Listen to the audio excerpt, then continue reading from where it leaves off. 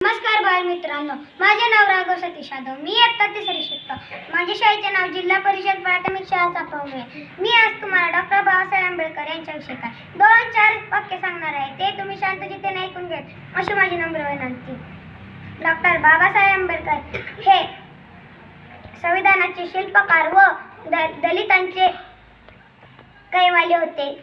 त्यांचे पूर्ण नाव भीमराव रामजी आंबेडकर असे होते. त्यांचा जन्म 14 एप्रिल 1891 साली मध्य प्रदेशातील मऊ या गावी झाला. त्यांचा जन्म दलित कुटुंबात झाला असल्याने त्यांना शालेय जीवनात अस्पृश्यतेचा लढा करावा लागला.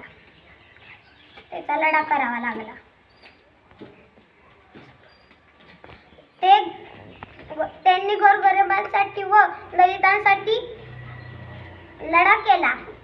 त्यांना भारतरत्न हा पुरस्कार मिळाला होता. त्यांचा मृत्यू 6 डिसेंबर 1956 साली झालेला होता. जय हिंद, जय महाराष्ट्र.